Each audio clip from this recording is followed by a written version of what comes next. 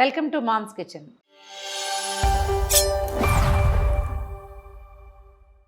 ఈరోజు ఒక వెరైటీ వంటకం చేసుకుందామండి. మనం తేలిగ్గా అరగటం కోసం కిచిడీ చేస్తాం ఎక్కువగా. అంటే ఈ పెసరపప్పు పొంగలి, పెసరపప్పు వేసిన బియ్యము కొంచెం పలచగా లౌజ్గా వండుకుంటే ఈజీగా అరుగుతుంది, చిన్నపిల్లలు తింటారు, పెద్దవాళ్ళు కూడా అరుగుతుంది అనుకుంటాం కదా. అయితే కిచిడీని హెవీగా చేయటం, మన పులిహార లాగా లేకపోతే మనం ఇది చేస్తాం, బిసిబేళ బాత్ చేసుకుంటాము, కదంబం లాంటివి చేస్తాం, అట్లా హెవీగా అయ్యేలాగా చేసుకోవచ్చు. మసాలా కిచిడి చాలా బాగుంటుందండి, భలే సరదాగా ఉంటుంది చేసేటప్పుడే. చూడండి. దీనికి ఏం లేదు, మనం ఏం చేయదలుచుకున్నా సరే మనం ఒక వంతు పదార్థం తీసుకుంటే అది 5 ఇంతలు అయిపోతుంది.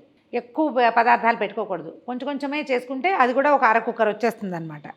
ఒక కప్పు బియ్యంతో చేయదలుచుకున్నాం అనుకోండి, ఈ కప్పు రైస్ తోటి మనం చేసేది ఈజీగా 5గురికి బ్రేక్ఫాస్ట్ అయిపోతుంది. 5 మందికి చక్కగా సరిపోతుంది. మార్నింగ్ బ్రేక్ఫాస్ట్ అంటే మనం మాత్రం తింటాం కదా, 2 సర్వింగ్లకి వస్తుందన్నమాట. ఒక కప్పు బియ్యము, తర్వాత 4 రకాల పప్పులు వేస్తాం. కందిపప్పు, తర్వాత ఏమో పెసరపప్పు, తర్వాత ఎర్ర కందిపప్పు, మసూర్ దాల్ అంటారు కదా అది, ఆ తర్వాత కొంచెం శనగపప్పు. ఇవేంటంటే ఈ కప్పు ఎంత బియ్యం ఉన్నాయో ఈ 4 పప్పులు కలిపి ఇంకో కప్పు అవ్వాలన్నమాట. ఈ కప్పు సైజు పప్పులు హెవీగా ఉంటాయి కదా, ఇందులో మన చింతపండు అవి వేయం, పులుసు అన్నంలాగా అవ్వదు, కిచిడీ లాగానే ఉంటుంది, కొంచెం ఎక్కువ లూజ్గా చేసుకోవాలన్నమాట.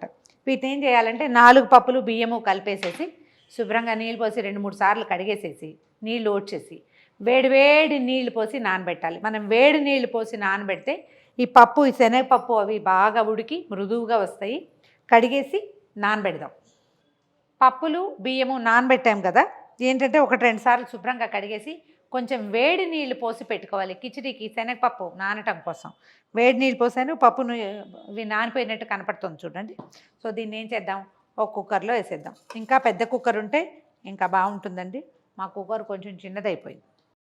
దీంట్లో మొత్తం కలిపి 5 కప్పుల నీళ్లు పోయాలండి. అంటే మనం 1 కప్పు బియ్యము, 1 కప్పు పప్పులు కదా, ఈ పప్పులన్నీ ఉడికి ఇది మనకి మెత్తగా అవ్వటం కోసం ఖచ్చితంగా 5 కప్పులు పోసుకోవాలి. మాకు అలా వద్దండి, కొంచెం పొడిలాడుతూ కావాలంటే 4 పోసుకోండి, కానీ నా సలహా అయితే మాత్రం 5 కప్పులు పోస్తే చాలా బాగా వస్తుంది. దీన్ని ఏం చేయొచ్చు అంటే మనం ఇందులో కొన్ని కూరలు వేసుకుంటామండి.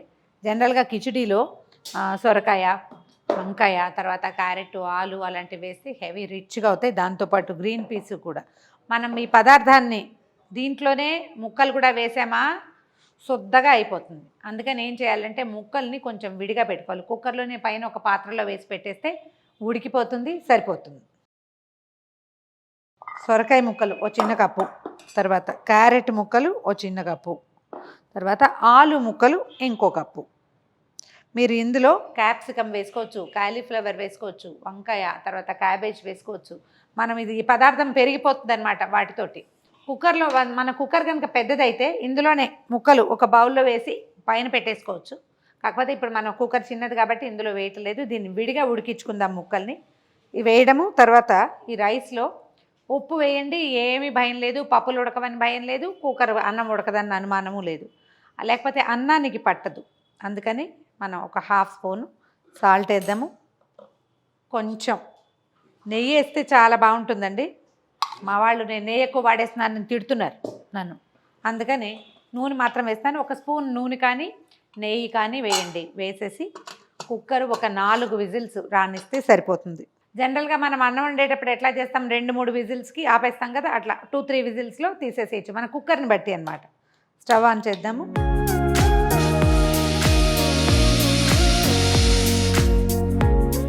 కుక్కర్ అన్నీ 3 విజిల్స్ వచ్చేసినాయి, తీసేద్దాము. ఎట్లా వచ్చిందో చూద్దాం. అన్నం పప్పులు చక్కగా ఉడికిపోయినాయండి. దీన్ని పక్కన పెట్టుకుందాము. ఏం చేద్దామంటే ఒక పెద్ద మూకుడు, ఈ అన్నం కూడా పట్టేంత పెద్దది పెట్టుకోండి. పెద్ద మూకుడు అంటే అన్నం అంతా మళ్ళీ ఇందులో మసాలాలో వేస్తామన్నమాట. అందుకని స్టవ్ వెలిగించి, మీరు నెయ్యితో చేస్తే కిచిడీ బాగుంటుంది, లేదా పైన కొంచెం ఒక 2 స్పూన్లు నెయ్యి వేసుకోండి, కాస్త ఆయిల్ పడుతుంది, ఇంత పదార్థం ఉంది కదా. ఓ 2 స్పూన్ల నూనె వేద్దాము. మామూలుగా ఎప్పుడు మనం కిచిడీకి మిరియాలు, ఇంగువ, తర్వాత ఏమో ఈ మన తేజ్పత్తా ఉంటుంది కదా, ఇది వేసుకుంటే బాగుంటాయి. క్యాజువల్ పొంగలి కూడా, అంటే మామూలుగా చేసుకునేటప్పుడు కూడా. ఇప్పుడు కూడా అంతే. కాసిన మిరియాలు ఒక దెబ్బ కొట్టి కూడా వేసుకోవచ్చండి, మీ చాయిస్. ఇది కొంచెం మసాలాదారుగా చేస్తాం కదా. ఒక 4 లవంగాలు, ఒక చిన్న పీసు దాల్చిన చెక్క, ఓ స్పూను జీలకర్ర వేసేయండి. తర్వాత 2 తేజ్పత్తాలు వేస్తున్నాను. కొంచెం అల్లం వేద్దాం. ఇందులో అన్ని పప్పులు కదా ఉన్నది. ఈ పప్పులు అరగడం కోసం మనకి అల్లం బాగా యూజ్ అవుతుందండి. దాంతోపాటు ఓ 2 పచ్చిమిర్చి, 2 రెబ్బల కరివేపాకు. పచ్చిమిర్చి పెద్దగా ఎందుకు కట్ చేశానంటే అవసరం లేదనుకుంటే తీసేయచ్చు. ఒక ఉల్లిపాయ సన్నగా ముక్కలు తరిగేమో అవి వేసేస్తున్నాను.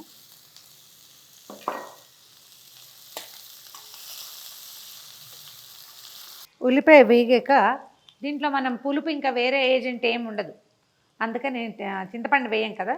ఓ 2 ఎర్రటి టమాటాలు వేసేయండి.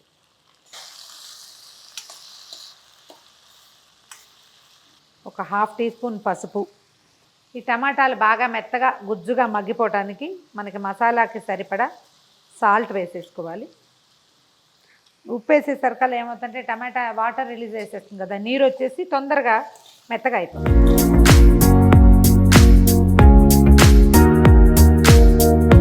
ఇందులో పల్లీలు కూడా వేసుకోవచ్చండి. మనం కూర ముక్కలు ఉడికిస్తాం కదా, అప్పుడు అందులో పల్లీలు వేసి ఉడికించుకోవచ్చు, లేదా తాలింపులో కూడా పల్లీలు వేసుకోవచ్చు. మన చాయిస్. అందరికీ నచ్చవు, కొంతమందికి నచ్చపట్టుకుంటాయి, ఎవరికి నచ్చితే వాళ్ళు. ఇందులో ఏం చేద్దామంటే దీనికి సరిపడా కారం వేద్దాము. పచ్చిమిర్చి ఇవాళ రేపు అంత కారంగా ఉండట్లేదండి. తర్వాత జీలకర్ర వేయించిన పొడి ఉంటే వేసుకోండి, ఒక 1/4 టీ స్పూన్. తర్వాత ధనియాల పొడి ఉంటుంది జనరల్గా అందరి దగ్గర, ధనియా కూడా వేయండి, ఒక 1/4 టీ స్పూను. కొంచెం స్టవ్ హైలో ఉంచండి. కాసిన నీళ్ళు పోసి ఈ మసాలాని కొంచెం గుజ్జుగా చేద్దాము. కనిపిస్తుంది కదా, ఈ స్టేజ్లో మీరు కావాలంటే పచ్చిమిర్చి తీసి పక్కన పెట్టేసేయచ్చు. ఇప్పుడు మనం ఉడకబెట్టి అట్టు పెట్టుకున్నాము. 3 రకాల ముక్కలు ఉన్నాయి. మీరు క్యాప్సికమ్ వేసుకోవచ్చు, క్యాబేజ్ వేయచ్చు, కాలీఫ్లవర్ వేసుకోవచ్చు. ఆ తర్వాత మీకు చాయిస్ ఉంటే ముల్లంగి కూడా వేసుకోవచ్చు అండి, బీన్స్ కూడా వేయచ్చు. అంటే మన అవకాశం, మన దగ్గర ఎన్ని రకాల ముక్కలు ఉంటే అన్ని రకాల ముక్కలు. జనరల్గా పులుసుల్లోకి వెళ్ళే ముక్కలు ఉంటాయి కదా, చిక్కుడు, బీన్స్, అవి కూడా వేసుకోవచ్చు.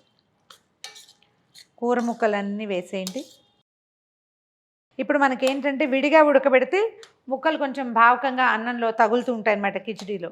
మనం ఇందులో వేసి ఉడకబెట్టచ్చు, ఉడకబెడితే మొత్తం శుద్ధ పేస్ట్ అయిపోతుంది. ఇట్లా ముక్కలు తగులుతుంటే ఎక్కువ రుచిగా ఉంటుంది. తర్వాత కొంచెం వీడి కూర ముక్కలతో పాటు ఉడికించి ఉంచుకున్న బఠానీలు, ఫ్రెష్ బఠానీ ఉంటే ఇంకా చాలా బాగుంటుంది, లేదా మనం నానబెడతాం కదా ఎండు బఠానీలు, అదైనా వేసుకోవచ్చు. ఒక్క 5 నిమిషాలు మనం వేసిన ముక్కలన్నిటికీ వేసిన మసాలా, తర్వాత టమాటా తాలూకు పులుపు, ఉప్పు పట్టేదాకా ఒక 2 నిమిషాలు, 5 మినిట్స్ దాకా మూత పెట్టి ఉంచుదాం.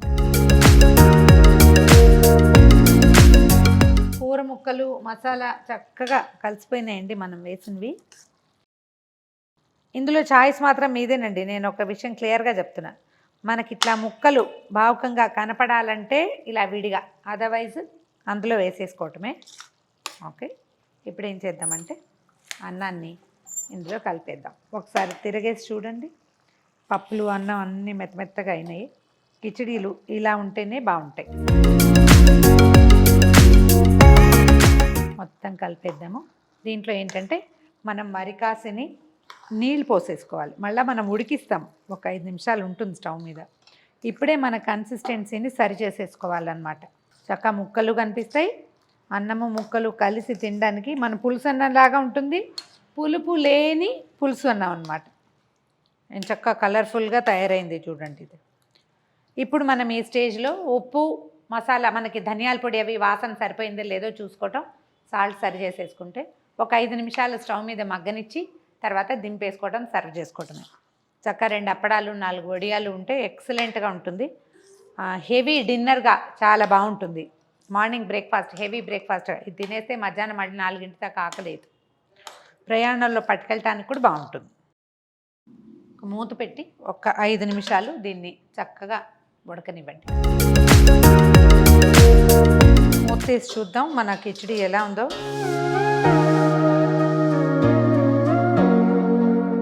చక్కగా ఉడుకుతుందండి. ఇదేంటంటే లూజ్గా, ఎంత లూజ్గా చేసినా ఇంకొక అరగంటకి మళ్ళీ బిగిసిపోతుంది. అందుకని వేడివేడిగా తినేస్తేనే బాగుంటుంది. ఇంత లూజ్గా ఉంది కానీ ఒక 5-10 నిమిషాల్లో ఇది కన్సిస్టెన్సీ, ఇది మనం గరిటెతో వేస్తే చక్కగా పడేలాగా వచ్చేస్తుంది అనమాట. మనం తినే కన్సిస్టెన్సీని బట్టి, మనం ముద్దగా తింటామనుకోండి కొంచెం దగ్గరగా, అప్పుడు నీళ్ళు తక్కువ పోసుకోవటం. లూజ్గా తినేటట్టయితే ఇలా చేసుకుంటే బాగుంటుంది. ఈజీగా మనం ఒక 5 కప్స్ మొదట నీళ్ళు పోసాం కదా, మనం ఇలా ఉడికించేటప్పుడు చివరికి ఒక 2 కప్పుల నీళ్లు ఖచ్చితంగా పడతాయి. నిండుగా కొత్తిమీర ఫుల్గా వేసేసి, ఒక నిమ్మకాయ పిండేసి, కొంచెం నెయ్యి వేసి దీన్ని దింపేద్దాం. సన్నగా తరిగిన కొత్తిమీర వేసేయండి. ఇది ఇంత వేడి మీద ఉంది కాబట్టి ఓకే. స్టవ్ ఆపేసాను. ఒక స్పూను లేదా ఒక కాయ నిమ్మకాయ రసం వేసేయండి. ఇందులో టేస్ట్ బాగుంటుందండి. వాసన చాలా పలాటబుల్గా ఉంటుంది. తర్వాత ఒక స్పూను పేరు నెయ్యి వేయండి. ఇది మనం ఫైనల్ టచ్ అన్నమాట. దీని పక్కన 4 వడియాలు, 2 అప్పడాలు, లేదా ఏదైనా గుజరాతీ సేవ్ లాంటిది ఏదైనా పెట్టుకోవటము, ఇంకా వడ్డించేయటం. రెడీ. ఇంతే. ఇలా తీసుకోవటం, ఒక చిన్న పాటలో పెట్టుకోవటం. మనం ఒకవేళ టేబుల్ మీద పెట్టేటట్టయితే నెయ్యి దీని మీద కాకుండా టేబుల్ మీద ఏ పాత్ర పెడతామో దాంట్లో నెయ్యి వేసుకుంటే సరిపోతుంది. రెడీగా ఉంది. ట్రై చేసి చూడండి. మసాలా కిచిడి. ఇందులో కొన్ని పదార్థాలు మీరు యాడ్ చేసుకోవచ్చు. కొన్ని మీకు ఏవి సూట్ కావనుకుంటారో వాటిని కట్ చేసుకోవచ్చు. ట్రై చేసి చూడండి.